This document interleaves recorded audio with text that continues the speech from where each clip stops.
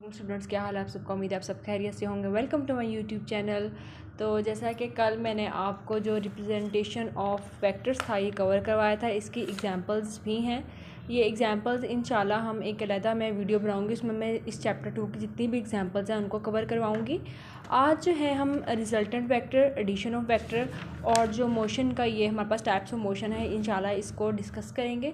तो स्टार्ट करते हैं। बिस्मिल्लाहिर्रहमानिर्रहीम। रिजल्टेंट वेक्टर, ठीक है। तो मैं आपको जितना भी है वो सारा बुक से ही करवाऊंगी ताकि आपको आइडिया हो जाए कि आपने क्या क्या याद करना है। मैंने पहले भी आपको ये बात क्लियर की थी कि हम बुक को ही फॉलो करेंगे ताकि आपके लिए इजी हो समझना, ठीक है। तो सबसे पहले हम रिजल्टेंट वेक्टर को देखेंगे। इसमें हमें बस बुक में दिया है कि इफ़ वी कैन ऐड 2 और more vectors to get a single vector, this is called the resultant vector. It has the same effect as the combined effect of all vectors to be added. अब अगर हम इस बात को समझें जो हमें बुक में गिवन है बात, कि अगर हम दो या दो से ज़्यादा वेक्टर्स को ऐड कर दें तो हमारे पास क्या आता है, सिंगल वेक्टर आता है। अब वेक्टर क्या होता है हमारे पास, जो जिसके हमारे पास एक टेल होती है और एक हेड होती है, ठीक है। हमारे पास एक वो पॉइंट होता है जो एक स्पेसिफिक पॉइंट पे जाके हमारे पास उसमें एरो आ जाता है, हमारे पास हेड आ जाता है, ठीक है। अगर हम इन दो वेक्टर्स को कंबाइन कर दें तो हमारे पास क्या आ जाएगा, रिजल्टेंट वेक्टर आर आ जाएगा। एक फॉर्मूला हमारे पास होता है r is equal to a plus b, ठीक है। तो अगर हमें रिजल्टेंट वेक्टर निकालना है, आर हमें निकालना है, तो हम इन दोनों को क्या कर देंगे, प्लस कर देंगे। अब मैं आपको एक सिंपल डायग्राम बना के दिखाऊंगी। ये हमारे पास है ए, ठीक है, और ये हमारे पास है बी, ठीक है। अब ये हमारे पास एक वेक्टर है और ये हमारे पास दूसरा वेक्टर है, ठीक है। अब इन दोनों को कंबाइन करने के लिए जो हम लाइन लगाएंगे वो हमारे पास क्या होगा, रिजल्टेंट वेक्टर होगा, या आप इसको सी भी कह सकते हो, ठीक है। रिजल्टेंट वेक्टर में क्या होता है कि जो हमारे पास टेल है वो टेल के साथ मैच हो रही होती है और जो हेड है वो हेड के साथ कोइंसाइड कर रहा होता है, मैच हो रहा होता है, ठीक है। रिजल्टेंट वेक्टर में हमारे पास ये एक कंडीशन होती है कि हमारे पास जो टेल है वो टेल के साथ अटैच होती है वेक्टर के, और हेड जो है वो हेड के साथ जो है वो अटैच होता है। तो हमारे पास क्या आ जाता है, रिजल्टेंट वेक्टर, मतलब हमारे पास ये फॉर्म आ जाती है।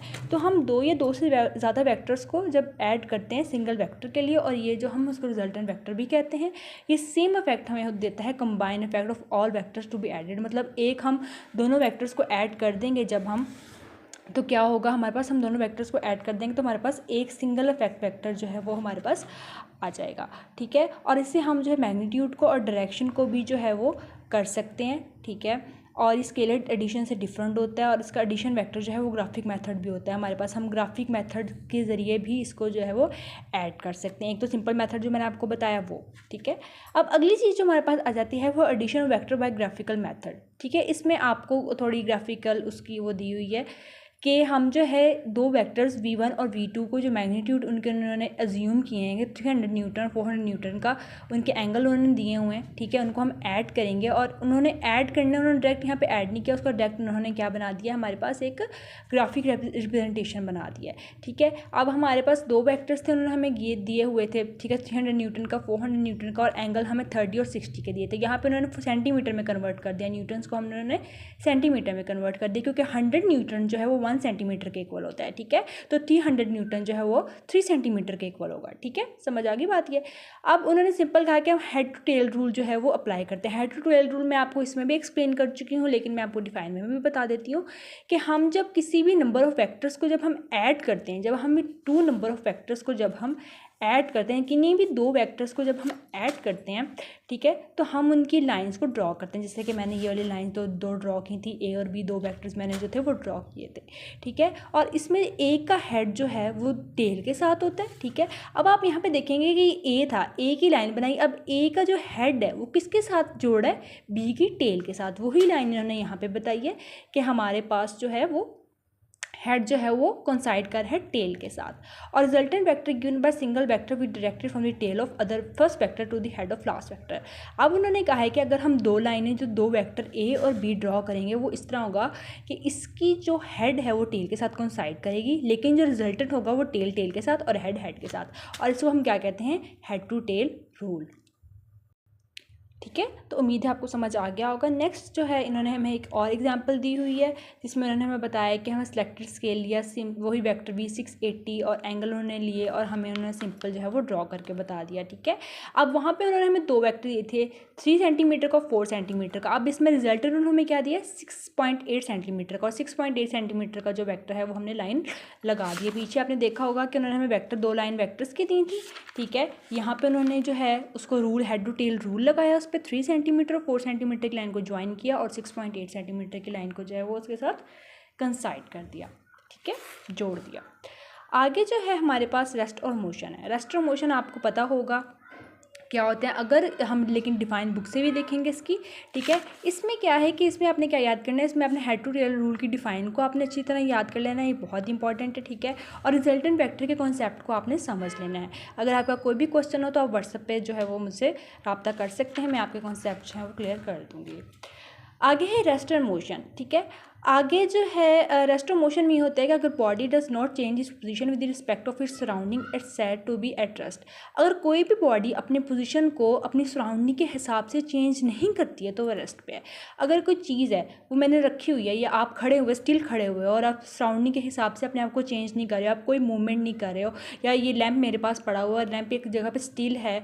ठीक है, चाहे गर्मी हो, हवा चले, जो भी है, लैंप अपनी जगह से मूव नहीं करेगा तो ये क्या है, ये रेस्ट पोजीशन है। ठीक है, जैसे कि कोई ट्री है, कोई दरख्त है, जैसे कि दरख्त जो है वो अपनी जगह पे खड़ा रहता है, हल्की हल्की हवा चल रही हो, अनटिल बहुत तेज़ आंधी आए और उसको हिला दे अपनी सराउंडिंग से और उसको उखाड़ दे तो वो एक और चीज़ है, लेकिन दरख्त जो है वो अपनी जगह पे खड़ा रहता है। ये किसी ने जैसे यहाँ पे एग्जाम्पल दिया, बाइक खड़ी की हुई है तो ये खड़ी ही रहेगी जब तक वो स्टार्ट नहीं करेंगे। ठीक है, दूसरी चीज़ आ जाती है, if a body continuously changes position with respect of surrounding, it's said to be in motion. अगर कोई चीज़ अपने रिस्पेक्ट से मुसलसल, अपनी सराउंडिंग की वजह से मुसलसल अपनी पोजीशन को चेंज करी तो वो क्या होती है, वो मोशन होती है। गाड़ी है, ट्रेन है, बादल हैं, ये बाइक अब चल रही है, स्टार्ट हो रही है, तो ये सब क्या है, मोशन है। ठीक है, रेस्ट में होती है कोई चीज़ वहीं पर खड़ी रहे, वो बिल्कुल मूव ना करे, और पोजीशन होती है कि अपनी सराउंडिंग के हिसाब से अपने आप को चेंज करती रहे। फॉर एग्जाम्पल, आपने कपड़े हैं तार पर अगर आपने फैलाए हुए हैं तो क्या होता है कि फैलाए हुए हैं तो उसमें क्या होता है कि आप जब जैसे हवा चलती है तो आपके कपड़े जो है वो मूव करना स्टार्ट कर देते हैं। ठीक है, अगर हवा नहीं चली तो कपड़े है वो स्टिल रहते हैं, तो वो जो उसका जो है उसकी जो मूवमेंट है वो सराउंडिंग के हिसाब से जब चेंज हो रही होगी तब वो मोशन में होगा, वरना वो रेस्ट में होगा। आगे है टाइप्स ऑफ मोशन। ठीक है, टाइप्स ऑफ मोशन स्टूडेंट बहुत ज़्यादा इंपॉर्टेंट है। ठीक है, ये शॉर्ट के लिहाज से इंपॉर्टेंट है। अगर अब तो स्कीम ख़त्म कर दी गई है, जैसे कि पहले बोर्ड में स्कीम्स आती थी कि कौन से चैप्टर से लॉन्ग आएगा, कौन से चैप्टर से शॉर्ट आएगा, तो ये जो था ये बहुत इंपॉर्टेंट था, ये लॉन्ग में भी आ सकता था। आपको टाइप्स ऑफ मोशन और आपको ये पूरा एक्सप्लेन करना था। वैसे चैप्टर के न्यूमेरिकल ज़्यादा इंपॉर्टेंट है, इंशाल्लाह मैं आपको न्यूमेरिकल भी कवर करवाऊंगी, लेकिन अभी जो है हम टाइप्स ऑफ मोशन को डिस्कस करते हैं और ये बहुत ज़्यादा इंपॉर्टेंट है, शॉर्ट के लिए इंपॉर्टेंट है। ये डिफरेंस भी इसमें से आ सकता है आपको कि translatory motion, rotatory motion, vibratory motion में डिफरेंस आ सकता है, आपको इनकी टाइप्स फर्दर में डिफरेंस आ सकता है। तो ये आपने सारा जो है बहुत ध्यान से रखना है, याद करना है, इसको अच्छी तरह याद करना है और अपने कॉन्सेप्ट को क्लियर करना है। ठीक है, चलिए मैं आपको एक्सप्लेन करना स्टार्ट करते हैं। सबसे पहले हमें हैं types of motion. 3 types of motion हमें हैं, ट्रांसलेटरी, रोटेटरी और वाइब्रेटरी, और मैं तीनों आज इस वीडियो में इंशाल्लाह कवर करवा दूंगी। सबसे पहले है ट्रांसलेटरी मोशन, हमारे पास दिया हुआ है। सब ट्रांसलेटरी मोशन में क्या होता है, इसको हम ट्रांसलेशन मोशन भी कहते हैं। इस मोशन में क्या होता है कि हर पार्टिकल जो बॉडी का होता है वो मूव कर रहा होता है uniformly with the same direction. अब किसी भी चीज़ का जो मोशन है, किसी भी चीज़ की हरकत जो है वो यूनिफॉर्म हो, यूनिफॉर्म कहते हैं। यूनिफॉर्म किसको कहते हैं, यूनिफॉर्म कहते हैं सेम को। हम जो स्कूल और कॉलेजेस में यूनिफॉर्म पहनते हैं उसको यूनिफॉर्म क्यों कहते हैं, क्योंकि वो सबका सेम होता है। ठीक है, तो अगर किसी भी चीज़ की जो मूवमेंट है, उसके पार्टिकल्स जो हैं वो सेम ही मूव कर रहे हैं, सेम ही डायरेक्शन में मूव कर रहे हैं। जैसे कि मेरी बॉल पॉइंट है, ठीक है, इसमें पार्टिकल्स हैं, ठीक है, मैं लाइन ऐसे ड्रॉ कर रही हूँ तो ये जो इसके पार्टिकल्स थे वो सेम एक ही लाइन में जो है वो मूव किए हैं। ठीक है, तो ये क्या है हमारे पास, ये ट्रांसलेटरी मोशन है। ठीक है, और जैसे कि कार है, ट्रेन है, आपने देखा होगा ट्रेन वो सीधी ही चलती है, सीधी एक ट्रैक पे चल रही होती है, वो रुकती नहीं है, तो ये क्या है, ट्रांसलेटरी मोशन है। आगे फर्दर इसकी 3 एग्जांपल्स हैं, पहली है लीनियर, दूसरी है रैंडम और तीसरी है सर्कुलर मोशन। तीनों की डिफाइन आपने याद करनी है, ये इसके एग्जाम्पल गिवन है, इसकी डिफाइन है, इसको भी आपने अच्छी तरह से याद करना है। ठीक है, आगे है लीनियर मोशन। अगर कोई भी बॉडी जो है वो स्ट्रेट लाइन के साथ मूव करती है तो वो लीनियर मोशन होगा। कोई भी बॉडी है, जैसे कि आप किसी भी बिल्डिंग के ऊपर खड़े हैं, आप छत पे खड़े हैं और आपने वहाँ से बॉल को जो है वो ड्रॉप किया है और वो बॉल बिल्कुल सीधी आके गिरती है ज़मीन के ऊपर। ऐसा नहीं कि आपने बॉल को गिराया वो कभी थोड़ा सा इधर को जाएगी, थोड़ा सा इधर को जाएगी और फिर नीचे गिरेगी, नहीं, ऐसा नहीं होता है। आप बॉल को ऊपर से गिराएंगे तो वो सीधी ज़मीन पर आके ही लगेगी, बिल्कुल स्ट्रेट फॉर्म में आके लगेगी। बॉल को फेंका और वो सीधी नीचे ग्राउंड पे, ठीक है। तो ये हमारे पास क्या होता है, ये हमारे पास लीनियर मोशन होता है। फ्री फॉलिंग ऑब्जेक्ट जो है, फ्री फॉलिंग ऑब्जेक्ट का मतलब यही होता है, फॉलिंग बॉडी का मतलब यही होता है कि आपने कोई चीज़ फेंकी है और वो सीधी आके नीचे आ जाएगी। फ्री फॉल जो बिल्कुल फ्री होती है, मतलब लाइक आपने छोड़ दिया तो वो नीचे आके गिर जाएगी। कोई भी चीज़ गिरती है, ग्लास गिरता है आपसे, कुछ भी, तो वो सेम मोशन में आके गिर जाता है, राइट। आगे है random motion. If a body moves along a irregular path, तो इसको हम रैंडम मोशन कहते हैं। अगर कोई भी बॉडी है वो इनरेगुलर पाथ में चल रही है, ठीक है, वो थोड़ी जिगजैग पाथ में चल रही है, तो वो हमारे पास क्या होगी, वो रैंडम मोशन होगा हमारे पास, ठीक है। तो जिसमें गैस पार्टिकल्स आ जाते हैं। आप अगर एक बलून लेते हो और उसमें जो है उसमें हवा भरते हो तो उसमें जो पार्टिकल्स होते हैं वो बहुत इरेगुलर होते हैं। अगर आप गुब्बारा फाड़ते हो तो उसमें जब गैस निकलती है तो वो कितनी डायरेक्शंस में अजीब सी आवाज़ निकाल के निकल रही होती है, तो वो हमारे पास क्या होता है, वो रैंडम मोशन होता है। सर्कुलर मोशन क्या है हमारे पास, कि motion of body along circle circular motion कहते हैं। अगर आपके पास आप किसी बॉल को एक रॉप बांध लें और उसको घुमाना शुरू कर दें तो वो गोल गोल घूमना शुरू कर लेती है। ऐसे जो फेरिस व्हील जो हमारे पास होते हैं, ये भी एग्जांपल है एक सर्कुलर मोशन की, ठीक है। तो ये इनकी एग्जांपल्स थे और इसकी डिफाइन थी। अगर कोई भी बॉडी है वो सर्कल में घूम रही है हमारे पास तो वो सर्कुलर मोशन होगा, ठीक है। आगे है रोटेटरी मोशन। आगे कोई भी बॉडी है वो फिक्स पॉइंट उसका कोई है, ठीक है, उस किसी भी बॉडी का अगर कोई फिक्स पॉइंट है और वो उसके इर्द गिर्द रोटेट कर रही है, ठीक है, तो वो हमारे पास क्या होता है, वो हमारे पास रोटेटरी मोशन होता है। जैसे कि दरमियान में सन है, इसके इर्द गिर्द बहुत सारे प्लैनेट जो हैं वो मूव कर रहे हैं, अर्थ है, मार्स है, वीनस है, जुपिटर है, सब जो है रोटेटरी मोशन में, ठीक है, रोटेट कर रहे हैं। ऐसे ही आपने देखा होगा हमारे पास, हम अगर जॉयलैंड जाएँ या कहीं ऐसे झूलों वाली जगह पे जाएँ तो वहाँ पे एक झूला होता है, उसमें जो गाड़ियाँ होती हैं उसे सर्कल में मूव कर रही होती है, रोटेट कर रही होती हैं, राइट। तो वो सब चीज़ें क्या है, रोटेटरी, एक फिक्स पॉइंट होता है और उस पर रोटेट कर रही होती है। ऐसे पंखा है आपका, पंखे का एक स्पेसिफिक पॉइंट होता है, उस पर वो रोटेट कर रहा होता है, ठीक है। आगे है वाइब्रेटरी मोशन। इसमें क्या होता है कि टू एंड फ्रो मोशन होता है। मतलब वाइब्रेशन क्या होती है, जब वाइब्रेशन होती है चीज़ ऐसे ऐसे हिलती है, ठीक है। जब भी आप देखेंगे वाइब्रेशन होती है तो चीज़ यहाँ से यहाँ और यहाँ से यहाँ हिलेगी। थोड़ा सा ये गड़बड़ हो गया, लाइक जो वाइब्रेशन होती है वो ऐसे ऐसे होती है, लाइक आप फील करते हो जब अर्थक्वेक आता है, जलजला आता है, तो आपको चीज़ ऐसे ऐसे हिलती हुई महसूस होती है ना, बिकॉज ज़मीन में जो प्लेट्स हैं हमारे पास वो उनमें वाइब्रेशन होती है, राइट।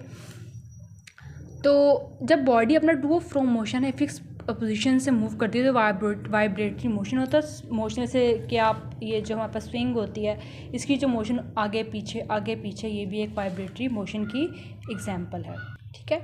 इसके अलावा बहुत सारे एग्जांपल जो है हमारे पास वाइब्रेटरी मोशन की जो हमारे रियल लाइफ में हमें नज़र आती हैं, ठीक है। तो आज की वीडियो के लिए इतना ही। टाइप्स ऑफ मोशन है 2.3 मैंने कवर करवा दिया है। नेक्स्ट इंशाल्लाह जो है मैं आपको नेक्स्ट टॉपिक डिस्टेंस और डिस्प्लेसमेंट और ये वाले टॉपिक्स कवर करवाऊँगी। आज की वीडियो के लिए इतना ही। अगर कोई भी आपका क्वेश्चन हो आप कमेंट सेक्शन में पूछ सकते हैं। अगर फर्दर आपकी क्वेरीज हो आप मेरे व्हाट्सएप पे भी मुझसे रब्ता कर सकते हैं। अपना ख्याल रखिएगा, पढ़ाई जो है उसको दिल लगा के करिएगा। अल्लाह ताला आप सबको कामयाब करे। अल्लाह हाफिज़।